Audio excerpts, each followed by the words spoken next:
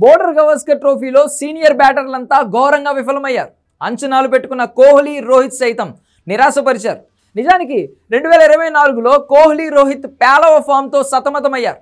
ఏ ఒక్క సిరీస్లో మెరుగ్గా రాణించింది లేదు. ఇప్పుడు ఆస్ట్రేలియా టూర్లోనూ ఇదే పరిస్థితి.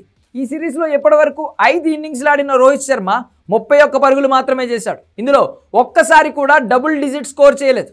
కోహ్లీ పర్త్ టెస్ట్ సెంచరీ మినహా మిగతా మ్యాచుల్లో చేతులెత్తేశాడు. ప్రతి ఇన్నింగ్స్లో అవుట్ సైడ్ ఆఫ్ స్టంప్ బాల్ను వెంటాడి వికెట్ ఇచ్చుకున్నాడు. దీంతో వీరిద్దరూ తీవ్ర విమర్శలు ఎదుర్కొంటున్నారు. కొత్త ఏడాదిలో ఛాంపియన్స్ ట్రోఫీ లాంటి మెగా టోర్నీకి ముందు వీరి ఫామ్ ఆందోళన కలిగిస్తోంది. ఈ మెగా టోర్నీకి ముందు భారత్ సొంత గడ్డపై ఇంగ్లాండ్తో 3 టీ20, 3 వన్డేల సిరీస్ ఆడనుంది.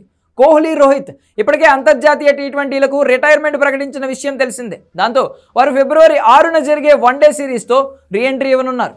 ఛాంపియన్స్ ట్రోఫీకి ముందు ఈ సిరీస్ను భారత్ వార్మప్గా భావిస్తోంది. అయితే ఈ సిరీస్ నుంచి కూడా రోహిత్, కోహ్లీలకు విశ్రాంతి కల్పిస్తారనే ప్రచారం జరుగుతోంది. కీలకమైన ఛాంపియన్స్ ట్రోఫీ ముందు జరిగే వన్డే సిరీస్కు విశ్రాంతి ఇవ్వడంపై ఫ్యాన్స్ మండుతున్నారు. ఇప్పటికే కోహ్లీ, రోహిత్ పేలవ ఫామ్తో ఇబ్బంది పడుతున్నారని, ఇలాంటి పరిస్థితుల్లో విశ్రాంతి అవసరమా అని ప్రశ్నిస్తున్నారు.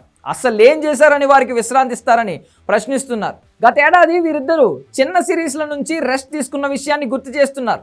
ఇప్పుడు ఇంగ్లాండ్ లాంటి పెద్ద జట్టుతో సిరీస్ ఆడలేరా అంటూ ఫైర్ అవుతున్నారు.